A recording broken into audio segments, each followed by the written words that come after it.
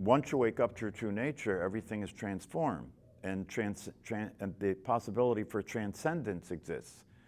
So that the way it occurs, the way anxiety occurs and depression occurs when there is an awake consciousness, is that those things appear like a weather condition. You know, something is playing like a weather condition. But your experience of it is that it is temporary, it will go just like it came. And when you come to a resolve about life, which is part of what these teachings and practices are all about. What's it mean to come to a resolve about life? It means that you're no longer holding on to the idea that life should be any other way than it is. That's the resolution. And once that resolve occurs, can you see how that matches the idea of predetermination? Yeah, it's a perfect marriage, right? That you're not resisting anything anymore. You have no attachment to the way things happen. You're experiencing everything as an impermanent reality that arises, and passes. And because you've practiced meditation, now you're experiencing the peace and tranquility of that which never changes, the peace and tranquility of that which is transcendental, which is not subject to what is occurring at the level of physicality, not subject to the mental states, not subject to the emotional states.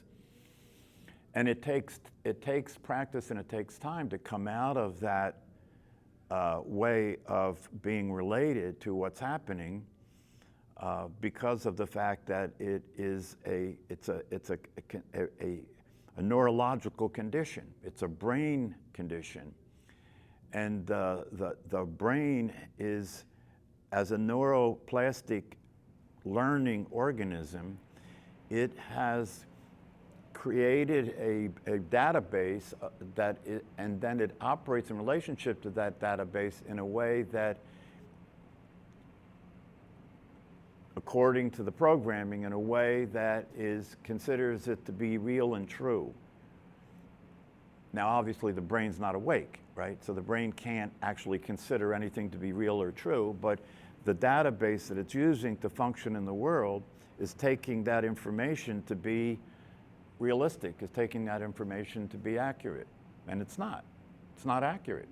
So when you're living in relationship to it, it will cause a constant state of concern, a constant state of anxiety, a constant state of mood changes, you know, up and down and all that, so forth. One of the ways a teacher talked about this that I was reading recently, he said, when he was interacting with a student about it, about, you know, why it is that we want to experience this freedom from being identified as a thought process. Why we want this. Why? Because without that, it's like if you have a dog and you let the dog, and this is important to understand about meditation, if you have a dog and you let the dog run around in the yard, is that a problem for you? Is that going to bother you? Is the dog going to bother you? Is running around in the yard, right? But if you attach the leash to the dog and you have the leash tied to your wrist and the dog's running around the yard, pulling you around the yard with him, that's a different story, right? So that's the way people are related to their mental activity, right? Your attachment to it is like the leash attached to the dog. The mental activity, the thought process is going all over the place all day, right? And it's pulling you with it where it's going all day. That's why you feel such instability, right? And when you learn to meditate and you learn that you can let go of the leash and let the mind, see, the dog is the mind, let the mind do whatever the mind wants to do, right? Then you're not bothered by it anymore. And the energy that is necessary for the thought process to continue starts to go down because you're not feeding the attention to it anymore, right?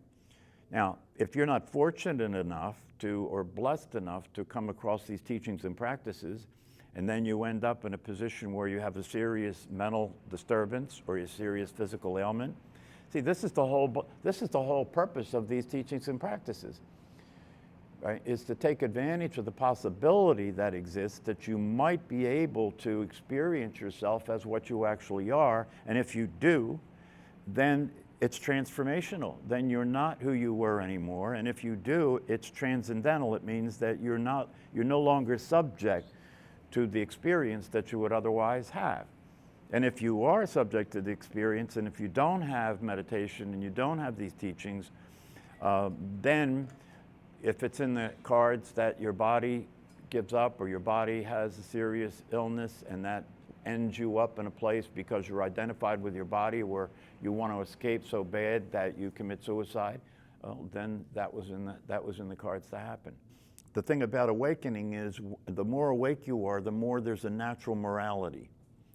The more awake you are, the more obvious it is to you that you should not harm others, you should not harm animals, you know.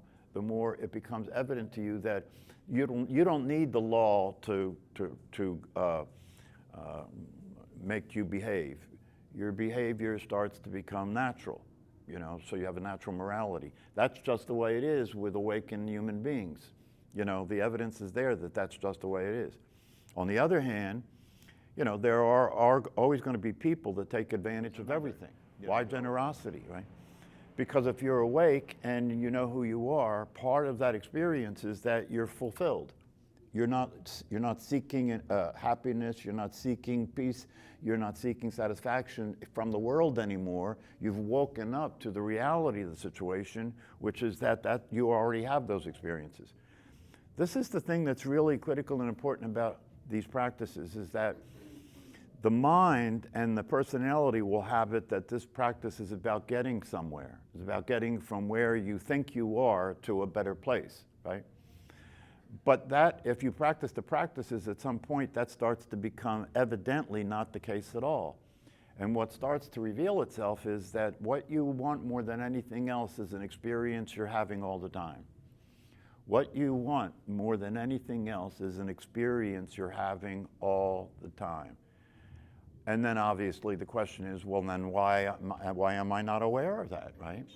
Well, the reason you're not aware of that is because you're attached by the hip, you're attached to the thought process. You know, this can't be emphasized enough, that the reason we're moving attention away from the thinking activity is because your relationship to the thinking activity is a complete attachment to it. That's what I meant by the dogs running around, pulling you around with it, you know, that you suffer the experience of your own thinking. Do you not?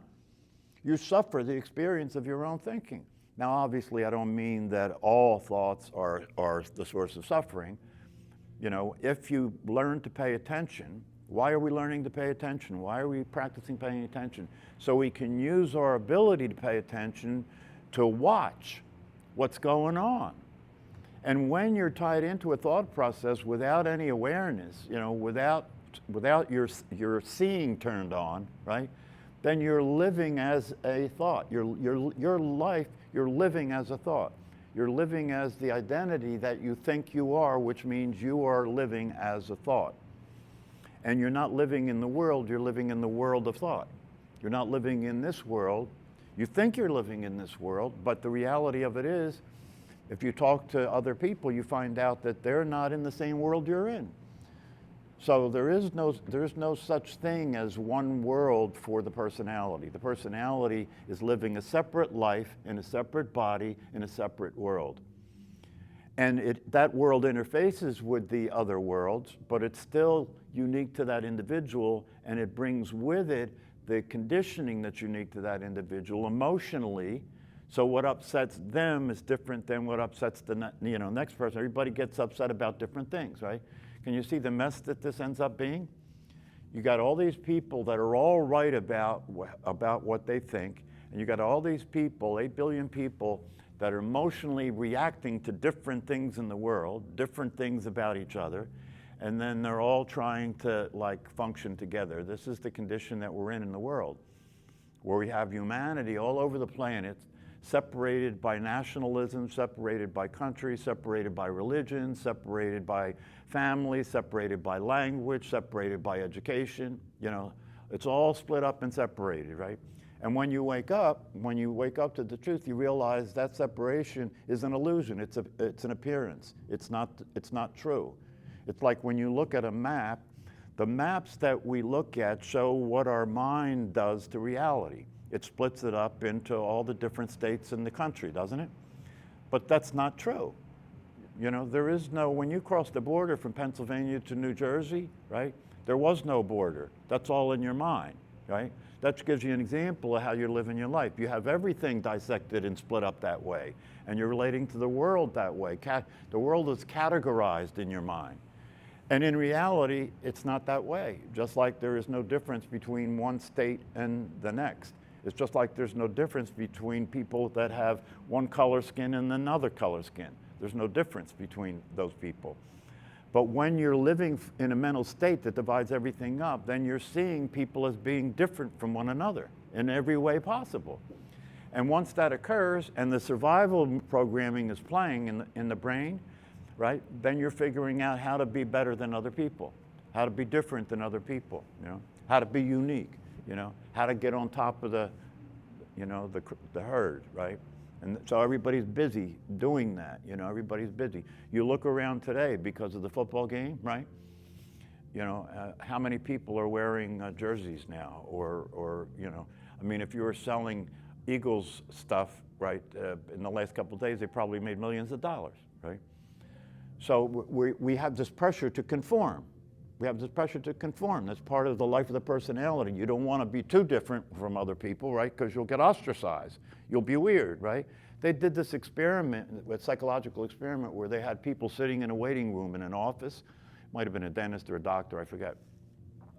And every time a new person would come into the room, the people that were sitting in the waiting room were part of the experiment, right?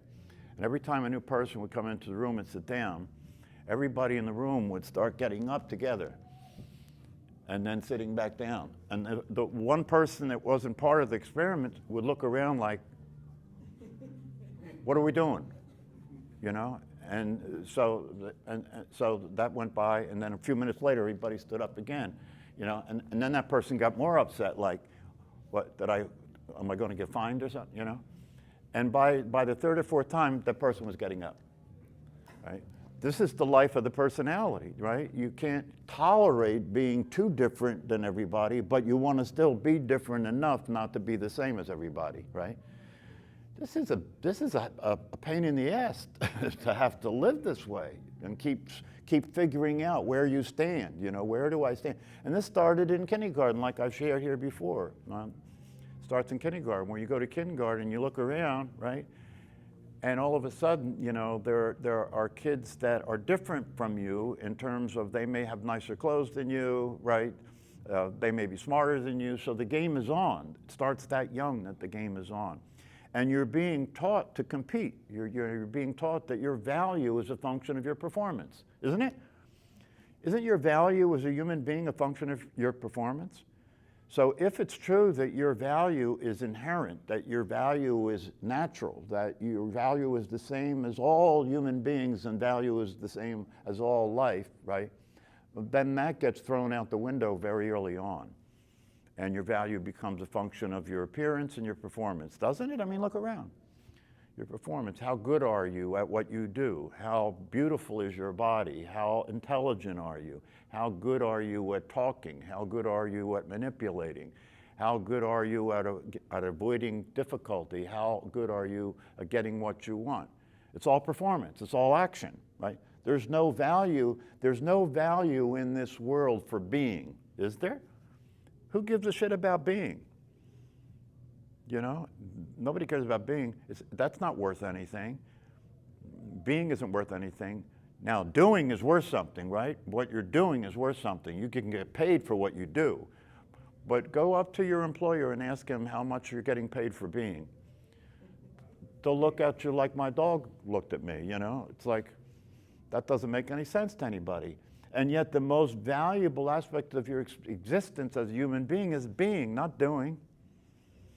That's one of the things, if you want to take a shortcut to the experience of being awake and start to experience everything that's available there, like happiness, satisfaction, well-being, and peace of mind. If you want to take a shortcut to that, allow yourself to deal with the idea that the person, the personality, right, is not a doer. This is one of the key teachings in non-duality, right, that human beings are mystified and are hypnotized by the idea that they are action figures, that they can do things. That's, you know, that's what makes you valuable, what you do. What you do is how you get money. What you do is how you get love, right? It's all what you do, right? So if you want to take a shortcut to enlightenment, pull the rug out from under that reality. If the personality starts to realize that doership is an illusion, you never did anything. That's all your fantasy, that's all your imagination, you never did anything. The actions that are occurring are not coming from you. And when you start to, if you can actually entertain that, if you can actually consider that, seriously consider that, right? It'll cause the house of cards that your personality is to fall. Because without the idea that you can do anything, you're out of business, aren't you? As a person, right?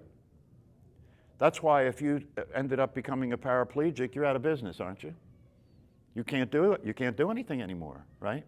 And yet, there have been examples of people that were paraplegics that become public speakers and inspirational speakers because they're experiencing the beauty, the value, and the fulfillment of their being without doing anything. And so they become public speakers. There are examples of this out there. People that are in that situation become public speakers and they're inspirational speakers because they're saying to the people they speak to, I am fulfilled, I am happy, I am satisfied, you know, and I can't do anything. So, and that's strange to most people because most people think if that was the case, that's the end of your life. There is no life after that. But look at that famous physicist, what was his name? Yeah, Hawkins. Not only was his being the source of his genius, right? Because his body wasn't functional, right? But his genius was such that he could apply that to physics and become one of the most renowned physicists in the world. So, and this, again, if you tap into what's being said here, it means that if you practice these practices and you take these teachings seriously, all the threat of what could happen to the physical body starts to diminish. You stop being concerned or afraid about what's going to happen to physics. And for most of us, if we're fortunate enough not to have anything wrong where we can't move or whatever, we're still facing all the inevitables, right? This body will get sick and it will die. It will get old, which will mean it will be limited in terms of its ability to function. Then it will get sick and then it will die. You see, that's where these things meet. You know what I mean? What's in the cards? If now I'm referring back to predetermination. Because if your death has already happened, right? But if you just haven't caught up to it yet, then no matter what you do to preserve your body longer, and there are things that you can do to preserve your body longer, just like there are things you can do to wake up, you know, to experience your true nature. But there's no guarantee. Because if predetermination is the case, only that will determine whether in the end you wake up or not. You can look at life as a scary situation because of the unpredictability of it, right? Or in a transformed state, you could look at life as an interesting, exciting adventure because it's unpredictable. Which way would you like to live, you know? Obviously, the better life would be the life that the person's experiencing as an exciting adventure, like Helen Keller said. That life is either an exciting adventure or nothing. So how do you want to live your life? Do you want to have it be a fear-based operation, or do you want to be excited and interested and curious about what's going to happen? And do you want to be able to utilize everything possible that is available to you to provide and present a fulfillment of the potential of your human life so that you die happy? That's the goal, right? You want to rest in peace, don't you? You want to die happy? And the beauty of these teachings and practices is that you can do that now. You don't have to wait for the body to die. You can do that anytime you're ready, anytime you're clear about how all this works. You can let go, right? And commit the only real suicide possible, which is to let go of identifying with something that you're not. That's the only real suicide possible. Let go of identifying with something that you're not. And when you let go of identifying with something that you're not, what you really are starts to have a life. And that life is just naturally a flow. It's naturally exciting, it's naturally curious.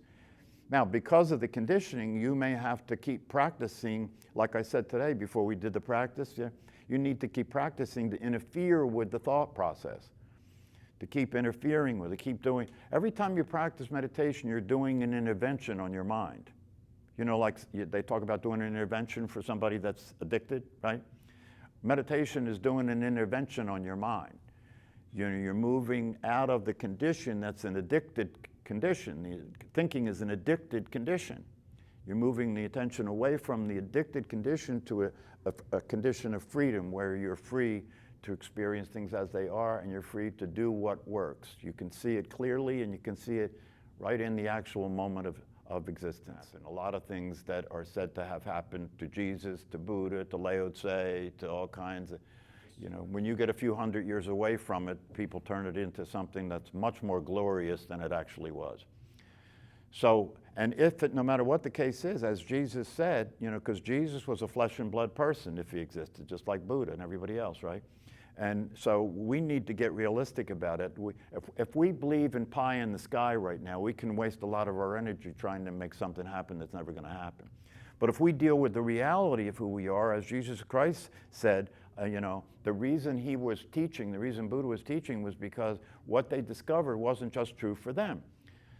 It's a possibility that's available for all of humanity, for every human, every single human being. And it's not magical, it's not a mystery. It's the most ordinary, realistic reality possible. But it's only available if you can stop this thought process that keeps you entranced, that keeps you believing in this character and the story that that's your life, that you're living. And it doesn't offer you a lot of freedom, and it doesn't offer a lot of satisfaction and happiness. So that's what it's all about. It's possible, if it's anything that's true, it can be experienced, right? He was experiencing that. You can experience predetermination. You can experience it. All you have to do is start paying attention to what's happening, and when it's happening, as it's occurring, as it's manifesting, see it as what was determined to happen. That's all. You start seeing it that way, you'll start seeing reality more like it is than the way you think it is.